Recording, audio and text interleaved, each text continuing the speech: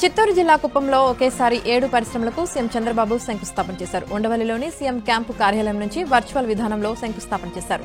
ఈ సందర్భంగా స్థానిక ప్రజలు, పలు సంస్థల ప్రతినిధులతో సీఎం చంద్రబాబు ఆన్లైన్లో మాట్లాడారు. కుప్పానికి త్వరలో 6,300 కోట్ల పెట్టుబడులతో మరో 8 కంపెనీలు వస్తున్నాయని చంద్రబాబు తెలిపారు. పరిశ్రమలకు అవసరమైన విద్యుత్ మొత్తం స్థానికంగానే తయారు చేస్తామన్నారు. ఇక్కడి నుంచి పలు ప్రాంతాలకు సౌర విద్యుత్ అందిస్తామని చెప్పారు. విశాఖలో ఈ నెల 14, 15 తేదీల్లో సీఐఐ సదస్సు నిర్వహించనున్నట్లు ఏపీ సీఎం చంద్రబాబు తెలిపారు. ఈసారి సీఐఐ సమిట్ నిర్మాణాత్మకంగా జరగనుందన్నారు. ఇందులో ప్రెజెంటేషన్, ఎగ్జిబిషన్, ఎగ్జిక్యూషన్ ఒప్పందాలు జరుగుతాయన్నారు. పెట్టుబడుల సాధనలో లోకేష్ క్రియాశీలకంగా వ్యవహరిస్తున్నారని చెప్పారు. క్వాంటమ్ కంప్యూటర్ సిద్దమైంది, షిప్మెంటే మిగిలిందన్నారు. గడువులోపు ఇది అమరావతికి వచ్చేలా చర్యలు తీసుకుంటామని సీఎం స్పష్టం చేశారు. ఎక్కడికక్కడే సమస్యలు పరిష్కారమయ్యేలా వ్యవస్థ ఏర్పాటు చేయడమే ప్రభుత్వ లక్ష్యమని అన్నారు. పింఛన్ల పంపిణీ కార్యక్రమాల్లో మంత్రులు, ఎమ్మెల్యేలు పాల్గొనాల్సిందేనని సీఎం చంద్రబాబు తేల్చి చెప్పారు. పార్టీ కార్యాలయ సిబ్బందితో ఆయన సమావేశమయ్యారు. పింఛన్లు, సీఎంఆర్ఎఫ్ చెక్కుల పంపిణీలో పాల్గొనని 48 మంది ఎమ్మెల్యేలకు నోటీసులు ఇవ్వాలని ఆదేశించారు. వివరణ తీసుకున్నాక చర్యలకు వెనకాడబోమని ఆయన హెచ్చరించారు. పార్టీ కోసం కష్టపడి పనిచేసే కార్యకర్తలను కలుపుకొని వెళ్లాలని సీఎం సూచించారు. తిరుపతి జిల్లాలో డిప్యూటీ సీఎం పవన్ కళ్యాణ్ పర్యటించారు. మామండూరు అటవీ ప్రాంతాన్ని సందర్శించి అక్కడ అధికారులతో కలిసి మొక్కలు నాటారు. ఎర్రచందనం, అంకుడు, తెల్లమద్ది, వెదురుతో పాటు శేషాచలంలో మాత్రమే కనిపించే అరుదైన మొక్కలను పరిశీలించి అటవీ అధికారుల నుంచి వివరాలు తెలుసుకున్నారు. నెపీరియర్ రిజర్వ్ ఫారెస్ట్ వద్ద ఉన్న వాచ్ టవర్ నుంచి మొత్తం అటవీ ప్రాంతాన్ని వీక్షించారు. ఎర్రచందనం స్మగ్లింగ్ నిరోధక ఆపరేషన్స్ టాస్క్ ఫోర్స్, అటవీ సిబ్బంది కూంబింగ్ తదితర వివరాలను డిప్యూటీ సీఎం అడిగి తెలుసుకున్నారు. దేశవ్యాప్తంగా పట్టుబడుతున్న ఎర్రచందనం ఆంధ్రప్రదేశ్ నుంచి వెళ్తుందని డిప్యూటీ సీఎం పవన్ కళ్యాణ్ అన్నారు. నేపాల్లో సైతం శేషాచల అడవుల్లో పెరిగిన ఎర్రచందనం పట్టుబడిందని తెలిపారు. తిరుపతిలోని మంగళంలో ఎర్రచందనం గోడౌన్లను పవన్ కళ్యాణ్ పరిశీలించారు. గ్రేడ్ల వారీగా ఎర్రచందనం వివరాలను అధికారులను అడిగి తెలుసుకున్నారు. అనంతరం ఎర్రచందనం స్మగ్లింగ్ అరికట్టేందుకు తీసుకోవాల్సిన చర్యలపై ఉన్నతాధికారులతో కలిసి ఆయన సమీక్ష నిర్వహించారు. గత 5 ఏళ్లు విపరీతంగా ఎర్రచందనం స్మగ్లింగ్ జరిగిందన్నారు. దీని విలువ 5,000 కోట్లు ఉంటుందని స్పష్టం చేశారు. దాదాపు 1,30,000 ఎర్రచందనం చెట్లు నరికేశారని పవన్ చెప్పారు. మోంతా తుఫాన్ను ఎదుర్కోవడంలో అంబేద్కర్ కోనసీమ జిల్లా యంత్రాంగం సమర్థవంతంగా పనిచేసిందని మంత్రి అచ్చెన్నాయుడు అన్నారు. తుఫాన్ బాధితులను పునరావాస కేంద్రాలకు తరలించి ప్రతి కుటుంబానికి 3,000 రూపాయల నగదు, 25 కిలోల బియ్యం, నిత్యావసరాలు అందించామన్నారు. తుఫాన్ పంట నష్టపరిహారం అంచనాల నివేదికను కేంద్రానికి పంపించామన్నారు. కేంద్రం సహకారంతో త్వరలోనే రైతులకు నష్టపరిహారం అందించనున్నట్లు మంత్రి తెలిపారు. తమ జీవితాంతం అనంతపురం నేలకు రుణపడి ఉంటామని మంత్రి నారా లోకేష్ అన్నారు.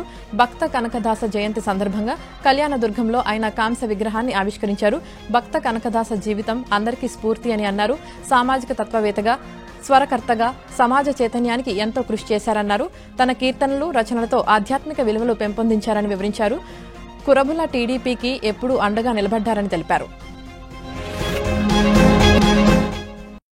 ఆర్థికంగా ఇబ్బందుల్లో ఉండి అనారోగ్యంతో బాధపడుతున్న నిరుపేదలను ఆదుకోవటమే కూటమి ప్రభుత్వ లక్ష్యమని మంత్రి నాదెండ్ల మనోహర్ అన్నారు. తెనాలిలోని మంత్రి క్యాంపు ఆఫీసులో లబ్దిదారులకు సీఎం సహాయ నిధి చెక్కులను పంపిణీ చేశారు. 28 మందికి ముఖ్యమంత్రి సహాయ నిధి నుండి 15,09,000 రూపాయల చెక్కులను అందించారు. తెనాలిలో ఇప్పటి వరకు 304 మంది లబ్దిదారులకు 3,45,00,000 రూపాయలు సీఎంఆర్ఎఫ్ నుంచి సహాయం చేశామని మంత్రి తెలిపారు. పేద వర్గాల ప్రజలు సీఎం రిలీఫ్ ఫండ్ను సద్వినియోగం చేసుకోవాలని ఆయన కోరారు. పోలవరం ప్రాజెక్టును అథారిటీ సీఈఓ అతుల్ జైన్ నేతృత్వంలోని బృందం సందర్శించింది. ప్రాజెక్టు పనుల పురోగతిని సమీక్షించింది. ప్రాజెక్టులోని డయాఫ్రమ్ వాల్ గ్యాప్ 1, గ్యాప్ 2, భూమి పటిష్టత, జరుగుతున్న పనితీరు, ఎగువ, దిగువ కాపర్ డ్యాం, బట్రస్ డ్యాం నిర్మాణం, డీ వాటరింగ్ పనులను బృందం పరిశీలించింది. వి కావేరీ ట్రావెల్స్ బస్సులో ఆటోమేటిక్ స్ప్రింకర్లు సిస్టమ్ ఉండి ఉంటే 19 మంది ప్రాణాలు పోయేవి కాదని మంత్రి టీజీ భరత్ అన్నారు. బస్సుల్లో భద్రతా ప్రమాణాలపై ప్రధాని నరేంద్ర మోదీకి లేఖ రాశానని మంత్రి భరత్ తెలిపారు. త్వరలోనే బస్సు ప్రమాదాలపై కేంద్ర మంత్రి నితిన్ గడ్కరీని కలిసి చర్చిస్తామని. కర్నూలు నుంచి వైజాగ్కు 3 నూతన ఏసీ బస్ సర్వీసులను మంత్రి టీజీ భరత్ ప్రారంభించారు. నెల్లూరులోని జిల్లా పరిషత్ సమావేశ మందిరంలో district review committee, irrigation authority board సమావేశాలు జరిగాయి. కలెక్టర్ హిమాంశు శుక్లా నేతృత్వంలో జరిగిన ఆ సమావేశాల్లో మంత్రులు ఫరూక్, ఆనం రామనారాయణ రెడ్డి, నారాయణ, ఎంపీలు వేమిరెడ్డి ప్రభాకర్ రెడ్డి, బీదా మస్తాన్రావు, ఎమ్మెల్సీలు, ఎమ్మెల్యేలు పాల్గొన్నారు. మోంతా తుఫాను నేపథ్యంలో జరిగిన నష్టంపై వివరాలు చెప్పడంలో అధికారులు తికమక పడ్డారు. దాంతో వారిపై ఎమ్మెల్యేలు ఆగ్రహం వ్యక్తం చేశారు. అనంతరం పలు అంశాలపై తీర్మానం చేశారు. రాష్ట్రంలో శాంతి భద్రతలు కాపాడుతున్న పోలీసులు విశాఖపట్నంలో వైసీపీ గంజాయి ముఠాను పట్టుకున్నందుకే జగన్మోహన్ రెడ్డికి, విడుదల రజనీకి గూండాల్లా కనిపిస్తున్నారని Swachhandhra AP corporation chairman Pattabhiram అన్నారు. తమ ప్రభుత్వంలో పోలీసులకు ఫ్రీ హ్యాండ్ ఇచ్చామన్నారు. అరాచకాలు సృష్టిస్తే తాట తీస్తామని హెచ్చరించారు. మహిళలపై వేధింపులకు పాల్పడినా, అసాంఘిక కార్యక్రమాలు చేసినా తోకలు కట్ చేస్తామన్నారు. ఇవాళ సత్యసాయి జిల్లా హిందూపురంలో పర్యటించిన పట్టాభిరామ్ మోతుకుపల్లి వద్ద 7 ఎకరాల్లో ఉన్న డంపింగ్ యార్డ్ను సందర్శించారు. ఈ డంపింగ్ యార్డ్లో చెత్తను తొలగించి ఎన్టీఆర్ పార్కును ఏర్పాటు చేస్తామని చెప్పారు. మాజీ మంత్రి అప్పల్ రాజుకు పోలీసులు నోటీసులు ఇచ్చారు. చంద్రబాబుపై అనుచిత వ్యాఖ్యలు చేసినందుకు గత ఏడాది అప్పల్ రాజుపై టీడీపీ కార్యకర్త విజయకృష్ణంరాజు ఫిర్యాదు చేశారు. నోటీసులు అందుకున్న అప్పల్ రాజు కార్యకర్తలతో పోలీస్ స్టేషన్కు వచ్చారు.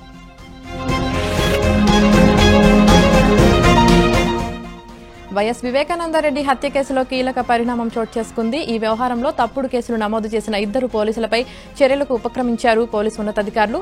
ఈ క్రమంలోనే ఈ 2 పోలీసులపై పులివెందుల పోలీసులు కేసు నమోదు చేశారు. ప్రస్తుతం రాజుపాలెం పోలీస్ స్టేషన్లో పనిచేస్తున్న ASI Ramakrishna Reddy, retired ASP Rajeshwar రెడ్డిలపై కేసు నమోదు చేశారు. స్వతంత్ర సంస్థలను కేంద్రం దుర్వినియోగం చేస్తోందని తెలంగాణ కాంగ్రెస్ వ్యవహారాల ఇన్ఛార్జ్ మీనాక్షి నటరాజన్ ఆరోపించారు. మహారాష్ట్ర, హర్యానా అసెంబ్లీ ఎన్నికల్లో జనాభిప్రాయం ప్రకారం ఫలితం రాలేదన్నారు. ఓట్ల చోరీపై ఇటీవల రాహుల్ గాంధీ మీడియాకు వివరాలు వెల్లడించారని, కొన్ని ప్రాంతాల్లో ఒకే చిరునామాతో ఎక్కువ ఓట్లు ఉన్నాయని గుర్తు చేశారు. హర్యానాలో 8 సీట్లలో 400 ఓట్లు వ్యత్యాసంతో కాంగ్రెస్ ఓడిపోయిందని చెప్పారు. ఓట్ల చోరీపై సంతకాల సేకరణ కొనసాగుతుందని మీనాక్షి తెలిపారు. జూబ్లీహిల్స్ ఎన్నికల ప్రచారంలో మంత్రి జూపల్లి కృష్ణారావు ఓ హోటల్లో దోసెలు వేసి ఆకట్టుకున్నారు. ఎర్రగడ్డ డివిజన్లోని సుల్తాన్ నగర్లో ఇంటింటికి తిరుగుతూ ఎలక్షన్ క్యాంపెయినింగ్ నిర్వహించారు. బీఆర్ఎస్ నేతలు చేస్తున్న అసత్య ప్రచారాన్ని నమ్మకూడదని జూపల్లి అన్నారు. ఉప ఎన్నికల్లో బీఆర్ఎస్ కు బుద్ధి చెప్పాలని ఓటర్లను కోరారు. ఓటు చోరీతో బీజేపీ గెలుస్తూ వస్తుందన్నారు టీపీసీసీ చీఫ్ మహేష్ కుమార్ గౌడ్. జూబ్లీహిల్స్ లో కూడా పక్క జిల్లాల ఓటర్లను నమోదు చేయించారని ఆయన ఆరోపించారు. గతంలో బీజేపీ సహకారంతో బీఆర్ఎస్ గెలుస్తూ వచ్చిందన్నారు. హర్యానాలో కూడా కాంగ్రెస్ కు దక్కాల్సిన విజయాన్ని బీజేపీ అడ్డుకుందని ఆయన ఆరోపించారు. కిసాన్ యాప్ కేవలం రాత్రి 10 గంటల సమయం వరకే ఓపెన్ గా ఉండటం వల్ల రైతులు తీవ్ర ఇబ్బందులు ఎదుర్కొంటున్నారని మంత్రి తుమ్మల నాగేశ్వరరావు అన్నారు. ఈ యాప్ను 24 గంటలు రైతులకు అందుబాటులో ఉండేలా వెంటనే చర్యలు తీసుకోవాలని సీసీఐ సీఎండీ లలిత్ కుమార్ గుప్తాకు మంత్రి తుమ్మల ఫోన్ ద్వారా సూచించారు. అలాగే ఎకరాకు 7 క్వింటాల పత్తి మాత్రమే కొనుగోలు నిబంధన ఎత్తివేయాలని సూచించారు. ఇక మోంతా తుఫాన్ వల్ల జరిగిన పంట నష్టంపై సర్వే నివేదిక వివరాలు వెంటనే అందించాలని మంత్రి తుమ్మల తెలిపారు. కాంగ్రెస్ పార్టీతోనే అభివృద్ది సాధ్యమని టీపీసీసీ వర్కింగ్ ప్రెసిడెంట్ జగ్గారెడ్డి అన్నారు. జూబ్లీహిల్స్ లో బీఆర్ఎస్ గెలిస్తే అభివృద్ది ఎలా సాధ్యమవుతుందని ప్రశ్నించారు. సీఎం రేవంత్ రెడ్డి సహకారంతో నవీన్ యాదవ్ ఈ ప్రాంతాన్ని అభివృద్ది చేస్తారన్నారు. జూబ్లీహిల్స్ ఓటర్లు ఒకసారి ఆలోచించాలన్నారు.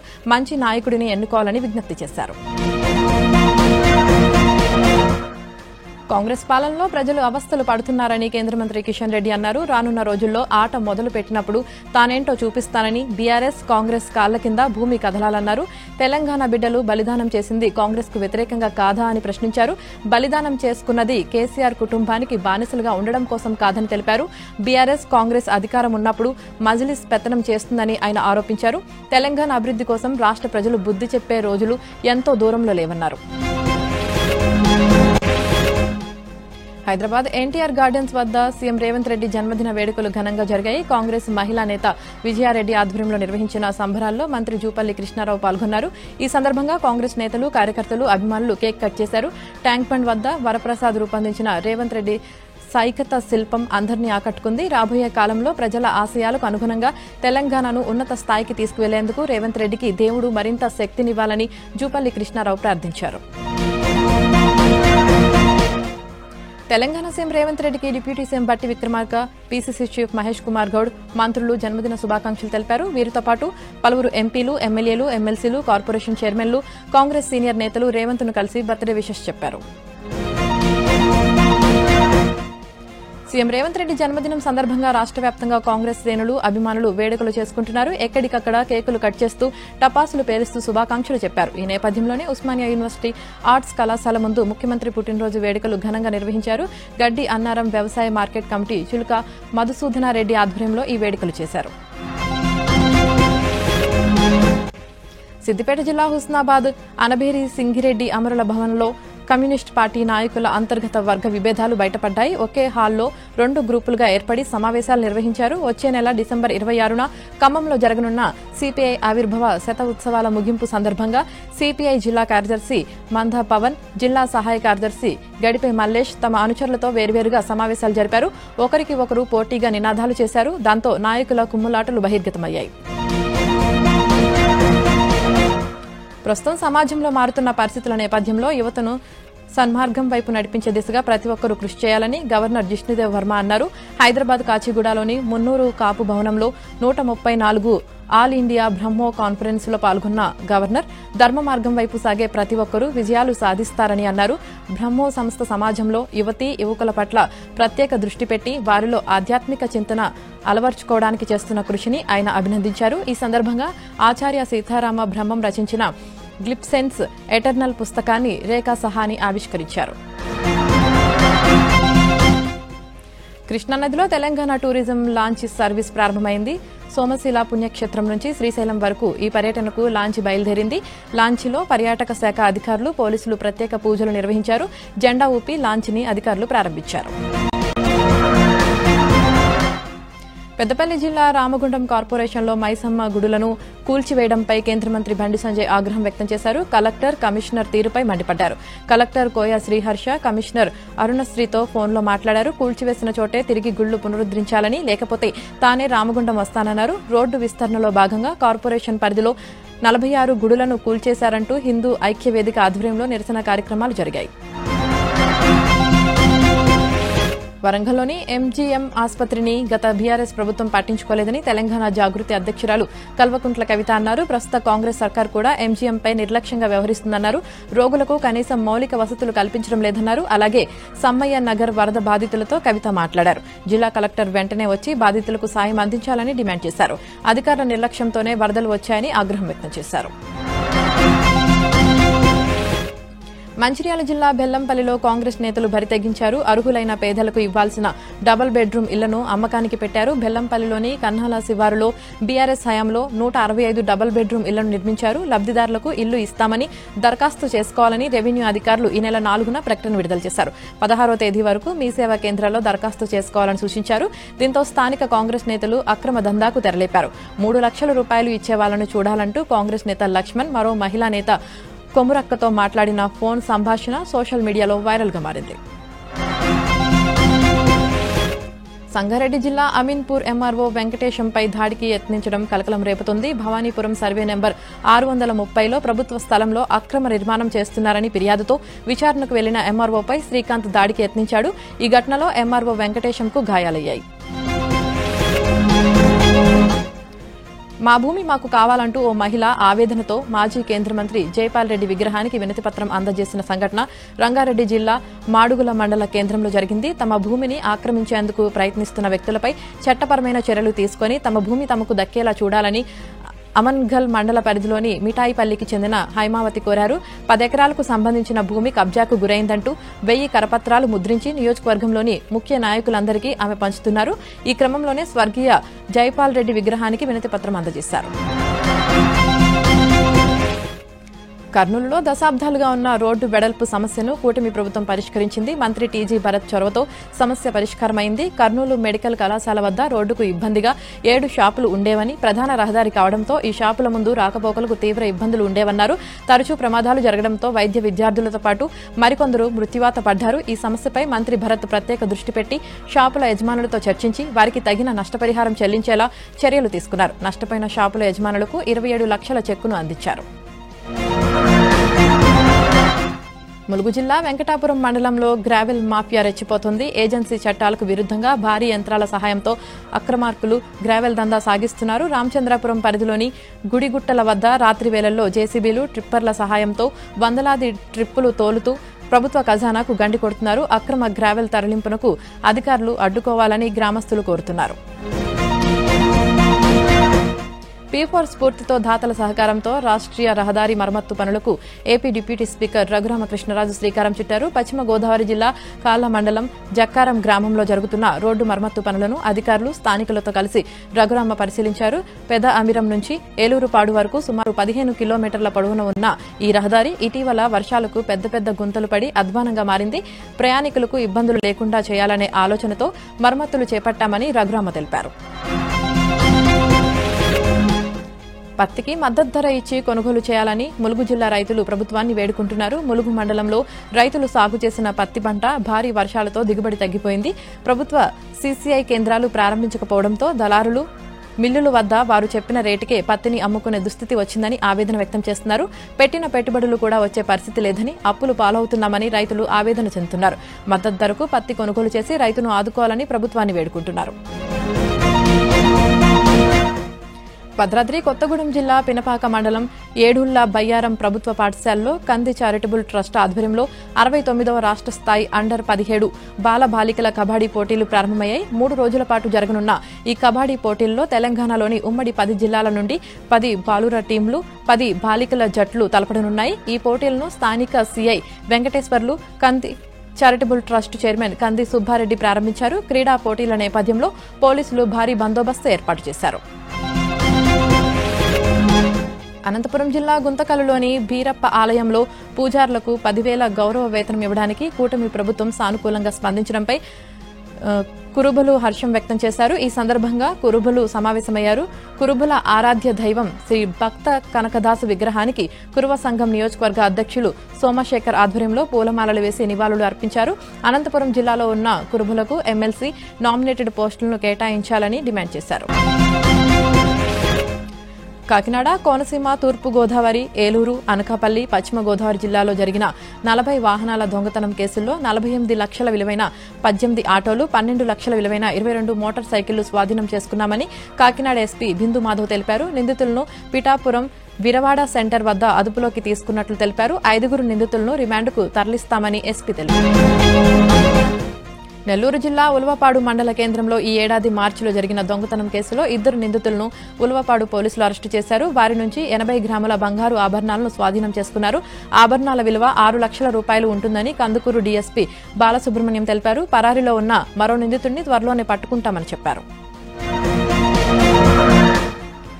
తూర్పుగోదావరి జిల్లా నల్లజర్ల మండలం వీరవల్లి టోల్ ప్లాజా వద్ద అక్రమ రవాణా చేస్తున్న రేషన్ బియ్యాన్ని విజిలెన్స్, సివిల్ సప్లై అధికారులు పట్టుకున్నారు. విజిలెన్స్ సర్కిల్ ఇన్స్పెక్టర్ మధుబాబు ఆధ్వర్యంలో విజిలెన్స్, సివిల్ సప్లై అధికారులు వీరవల్లి టోల్ ప్లాజా వద్ద నిర్వహించిన తనిఖీల్లో రేషన్ బియ్యం పట్టుబడ్డాయి. కొబ్బరి బోండాల మాటున తరలిస్తున్న 7 టన్నుల బియ్యాన్ని అధికారులు గుర్తించారు.